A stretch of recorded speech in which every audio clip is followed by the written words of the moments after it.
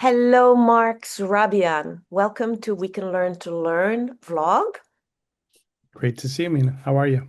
I'm good. And just for people to know, you and I are working on a student, and we are working on the student's ability to communicate because for some reason she's unable to speak Hmm. verbally. We know that her receptive language is quite good, Right. but for some reason she's not able to speak. And I believe that communication is a human right. And I've known you, or I've known of you for decades now. You've certainly been around. And I contacted you because I knew that you could possibly help us with this student. Now, just by way of introduction, and there'll be a more extensive introduction of your background and your AT Help company that you founded. You are a specialist in providing communication for not just individuals with language delays, but for you specialize in accessibility for all kinds of individuals. And I think it might be best for you to explain to us the scope of your vision. Sure, sure. My field is called assistive technology, and I've been doing it for almost 40 years now. And what it entails is any any type of tool that allows a person to participate in their environment without the assistance of others. In other words, it's to empower people to be more independent. It could be to help a person who has low vision see things more clearly and understand the information in front of them, someone with a physical disability to access an environment or a tool or a computer, or in this case, help an individual, child, an adult, whomever, who has lost their voice or has not developed their verbal ability yet to augment their ability to communicate, or an alternative form of communication for some people that may never develop the ability to speak because of some physiological, change in them. So it's a huge field. What we have at AT Help is kind of a generalist perspective, which is come to us and we'll try to give you the right advice to get you in the right direction. So I wouldn't say I'm a specialist in any one area. I think I have quite a bit of knowledge in a variety of areas because we're trying to be the first place you stop to get information for free, and then hopefully we can guide you to someone that does a particular thing with a greater specialty. For example, I wouldn't claim that I can serve people who are blind effectively, but I can get them started, help them find the tools, help them find the right people to give them even more detailed support. And the same with augmentative communication, which we're talking about. Although I've been doing augmentative communication for about 35 years, and I would say I know a lot, I would defer to some of my peers who I think are more, intricately connected to that particular domain of my field. So I have to be a generalist and serve everybody. And that's kind of what my website, in its poor condition, hopefully reflects. It's not a great website, still working on it, but it has enough information to get people started. It sure does. And I found some information on you that what I would like to share with the readers, and that Sure. you're actually a professor. You teach comprehensive courses at universities with doctorate candidates at NYU, for example, occupational therapy department, in education department, and over the years, you've also taught at various other institutions. Now, you provide your services in 5 states, not just New York City. Is that right? Well, yeah, the tri-state area, plus I get called to New England and other places. But at this point, because of Zoom, we actually can support anybody across the country. And I've had a few calls from around the world, so it's kind of nice. If I've made connections on Facebook with somebody and they needed help, doesn't matter where they are, thanks to Zoom or whatever, tool, we can connect and help somebody remotely. The Yeah, pandemic changed everything. I think now everybody can serve anyone, anywhere, which is yeah, great. yeah. Well, and the amazing thing is that your services are free. Right. And you provide trainings for teachers and families for free. Right. We have two grants. One is from the Omer Foundation, which allows us to serve any individual, child to adult, for any type of disability, for any type of need. And then the other grant is from the Butler Foundation. And the Butler Foundation gives us a grant to train professionals, to train families, to train parent groups, to train schools. I think we've trained almost probably a good 60 different organizations so far with that small grant. Um, and I mean, I do other things on the side, but that's how our program runs. Two little grants that help us maybe serve people about 3, 4 days a week. Right. And it's mostly communication device, right? Well, no, it's everything. For you and your team, it would be communication device, especially in preschools. That's what I get called for the most. But the other day was a 93-year-old man who had gone blind and needed to use tools to navigate his home. Typically, I get a lot of kids who are dyslexic from elementary schools and middle schools, high school and college, bound students who need transition tools to be able to help with literacy or writing or note taking. So I get called for just about anything. Wow, you really are Yeah. a generalist in that respect. And so, how do you help someone with, let's say, dyslexia?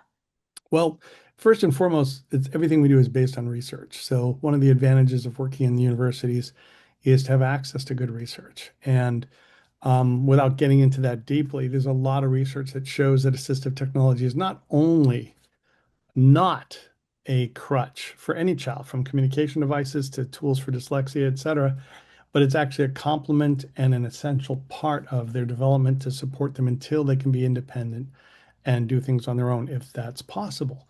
So with kids who are dyslexic, one of the most important things is to help them understand that there's not just one way to be literate.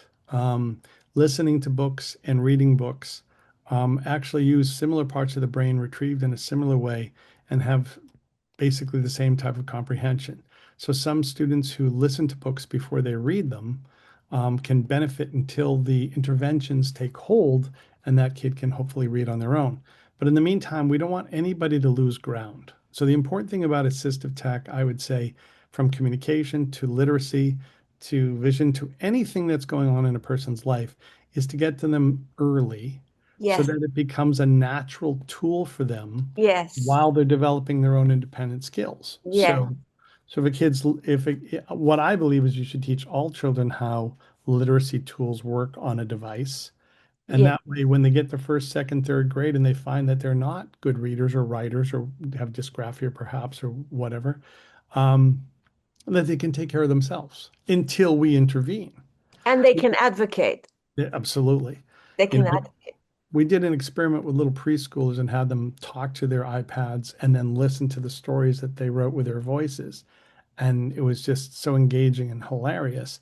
And that's all we wanted to do because now these children going into kindergarten, first grade, second grade, and they discover perhaps that, like I said, they have dysgraphia and they can't write well, or they have dyslexia and they can't read well. They can listen to their books until the adults get those interventions in place. So there's no gap, there's no loss in learning. And most importantly, their mental health is preserved. Speaking And as someone, self-worth. yes, and so forth, because, I have two dyslexics in the family, and I have to say, it's so demoralizing to have someone tell you that you can't do something well. And even if they're promising that you will someday, you don't know when that will be. So in the Exactly. meantime, you need to either communicate or read or write or whatever, and these tools support. And in no way, and let's bring it back to communication for you, because in no way do any of these tools inhibit the natural development of a person or their progress toward being independent. In no way at all. There's no research to prove any of that. A lot of parents say to me, Mark, if you use a communication device, you won't talk. It's not true Mm, because everybody will pick the path of least resistance. And hmm speaking will always be faster than a device. So hmm once a child starts to develop those articulation skills in whatever way is possible, hmm they'll choose that every time because it's just faster. Yeah. And so they won't choose the device. But that said, our goal with the devices is to improve their communication. Um, and in turn, hopefully they'll verbalize more. But it's we want them to be able to get their ideas out and to be Yes, understood and to stand on their own and yes, thereby learn because you can't learn if there's no exchange. you're right. And so a lot of parents are like, but Mark, when are they going to talk? We can't tell you. That's what Yeah, therapy is for. It's what speech therapy is for. right. But in the meantime, let's tap that child's brain and make sure we know that they're expressing themselves as best that they can, right? Yes, yes. It's absolutely true. And I like the idea of talking about my little student who is 4 years old and who comes from a very loving family, Mhm. but she had a medical trauma that required open heart surgery at 2 days of after her birth. Mm, And then she had a couple of um, seizures and had to stay in NICU for 3 months, something like that, and not be in touch with her family. I mean, she was in touch, but it wasn't skin to skin. In any event, there's a lot going on with this little girl, but she does come from a really loving family who wants the best for her. And when I contacted you, you were kind enough to come personally to the mm, school and you provided us with guidance and also not just a device, a loaner device that you gave us very generously, a loaner, it's not, but until the child would be able to get her own through the Department of Education, and you encouraged the family to write to the administrator so that she would get the evaluation necessary for getting an assistive speech device for the child. And the story doesn't stop there because paperwork went so slowly mm. that after months, we got in touch with you again and had a very frank conversation with you and said, listen, it's really hard for the teachers and me to kind of navigate this board. Um, and also, nobody has assessed this little girl. And then you said, well, it's the law. And you provided us with ways to get around it. So there is more than just the device that you support us with. You're also providing us with reminding the parents of their legal rights. So that is a huge benefit. In addition to that, you are also encouraging us to include assistive speech device in her transition program to kindergarten, which is really important, right? It is, the whole key here, whether, like I said, it's communication, literacy, vision, hearing, whatever it is to keep the person engaged in their community, their school, whatever it is, at at the level that they're capable of. Right. And to not let that slide. So right now, we don't know what speech therapy will do for her, but we pursue it. And in the meantime, we give her the means to communicate and we make sure that the next group honors that right, as you said. So the thing that's important is it's not only a national right, it's actually an international right. The UN has a charter for everybody has a right to speech or communication. Everybody has Yeah. a right to express themselves. And so, under the federal law, though, Medicaid recognizes that a communication device is medically necessary. How can you advocate for yourself if you can't communicate? So, it's medically necessary, Mhm. which means either Medicaid, if a parent, say, outside of a school system, either Medicaid will provide for it or in private insurance, or the school system. And they're both obligated to pursue it. The thing that's really important, though, is that it should be done early. It should be EI.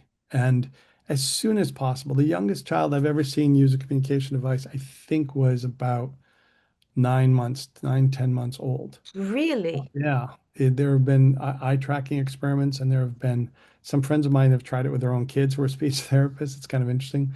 One of them tried it with her typically developing boy, and I said, well, did it help him? She says, well, he spoke just as early as everybody else.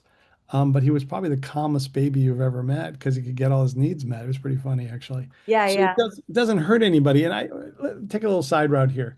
Adults always ask me, but Mark, symbol communication or picture communication or any of those tools that seems so hard, so difficult. And I'll ask them, have you ever been to a Korean restaurant? And they'll say, yes. And typically I say, well, do you speak Korean? They'll say, no. I said, well, then how do you know what to order? And they'll say, well, the pictures, exactly. So picture communication is essential for all of us. It could be a menu in a Spanish neighborhood. It could be pictures, on a board giving you directions in a place you're supposed to go. We all respond to picture-based communication and symbols and so forth. And that's all these kids are doing is trying to convey through a different language how they feel until we give them the words that they can use in another way, hopefully through speech or sign or whatever. And so that said, everybody has a right to it, and it should begin as early as possible because children as young as 2 and 3 really know between 200 and 500 words. And the Mm, fact that they can't express them is mhm. outrageous. Even children with cognitive challenges, significant cognitive challenges, still receptively know what's going on around the world, That's right. even if they're deaf-blind. That's And right. and that's a whole nother specialty in my field. There are people in New York City that are really good at deaf-blind communication. And I think the one thing people should walk away with when they think about stuff is the only thing you can say about that little 4-year-old or any kid that you work with is that you don't know what's going on in their brain. That's it. You have no knowledge. You have no idea what's going on inside their head. So the psychologist can't sit there and do an assessment and then determine that well, they have significant cognitive deficits. And I can't sit there and be a Pollyanna and say, no, no, they're very advanced. We can't say anything until you find a bridge to communicate with that child and they can tell you what they know. So in the meantime, you stay in the middle, you stay at their age, and that's all you can talk about. Their age group, what words they should receptively understand or could use, and give them a means to communicate. That's it. Our goal is just to get them a means to communicate, and they'll take it from there. That's our goal. Wonderful. And you also have a fascinating take Hmm. on the label. Before we got on, I said, Oh, do you want to call the children because you have a mission statement, and in the mission statement you use the word uh, disabilities, hmm. and individuals with disabilities. And and some people don't like to use that term and they prefer to use special needs. And you said, no, you don't like special needs. And would you get into that? Sure. I think hopefully I wrote in that little treatise that only the only terms that matter are what the people themselves use for themselves. So one of my interns who's autistic said that he prefers to be called an autistic. Another one of my students, interns who was autistic, said that he preferred to say he has autism. So the person themselves, first and foremost, chooses how they feel about their differences. If they want to call themselves neurodiverse, um, but myself, I actually would like to just remove all the words with regards to disability and just say it's an access issue. For every person, it's about a lack of access. It doesn't matter who you are. The environment wasn't designed for you, then you need assistive tech or a form of access. So the way I look at it is I kind of blame the environment first. If I'm working with a child who's in a wheelchair and he lives in Iowa, and I have worked with children in Iowa, and they're on a farm, then their access, their ability to mobilize and get around is really difficult. But if they're in Washington, D.C., that's made out of cement, then suddenly their disability, quote, is not as dramatic for them. They can move and navigate and get around. So it's defined by that. That's really, really important to think about with regards to what is disability. I'll give you another example before I answer your question. One of my friends, Pitar Japay, is a lawyer here in town, and she fights for students with disabilities. That's her job. And we were talking about dyslexia, which she has. She publicly acknowledges it. And we are talking with Assemblywoman Simon, who did the dyslexia bill for the state of New York. Wonderful woman. Mm. And um, the Assemblywoman told me that, Mark, we have to use the term disability because, from a legal standpoint, We have to be able to get funding Yeah. and so forth, and et cetera. And I said, I don't want to use the term disability because if 20% of the population is dyslexic, then it's not a disability, it's a norm. And so we had this fight going back and forth. And I said, it's you can't even call it neurodiversity because it's a norm. It's a large group of people. So it is just is what it is. So just leave it alone. And so Vitar hears us battling back and forth, and neither of us have dyslexia. And she walks up behind us and she says, you're both wrong. She says it's a culture. It's a Mm-hmm. culture of people. Mm-hmm. We're so large that we are a culture of people, dyslexics. And I thought, I like that. So once again, a person with a quote disability defining themselves. Now, special ed, the Arise Coalition here in New York City fights for inclusion. And we had a debate a few years back. Should we call special education? Should we call it this? Should we call it that? Everybody wanted to know exactly what you were asking. And I don't know how we concluded. But what I took from that was that the term special education, at least from my perception when I teach students at Bank Street, St. Joseph's College in Education, um, is I refer to special education as something that a specialist does. In other words, I feel that the special and special education refers to the educator, that they're supposed to be a specialist so that they know how to do more advanced educational interventions than their peers do. It's a specialty. The kids aren't special. To the parents, they are, but and the caregivers, but specialist is the way I look at special education, which means these are for specialists to do, not just anyone can walk into a classroom and help those students. And so that's kind of the way I spin it, that the students are just students, and the specialty is the service that they're hopefully receiving. I guess that's the way I see it. Right. But you also said that it's the students Hmm. who are specialists in Oh, their well, the students are specialists in the sense that they have a unique way of looking at the world. But I exact. just didn't want to give them any more, I just don't want to describe them any more Yeah. than just students. And Okay. I think it's really important. I thought it was very interesting how that former student of mine who is autistic, that's how he wants me to refer to him. He is a teacher now, and he just feels that he shouldn't have to talk about it all the time, that Yeah. he should just be accepted, Yeah. and that's it, you Yeah. know. Yeah. I'm, Exactly. you know, Yeah. Mark, it's been such a pleasure and so refreshing to have someone like you who's pretty much dedicated your adult life to this mission of providing communication and accessibility to improve individuals' quality of life when the environment is not meeting their needs. So, thank you so, so much. sure. And I look forward to seeing you back in school with our little friend. Thank you. And anybody ever needs any help, athelp at me.com, me.com, and we're here to help you for free. Thank you, Mark.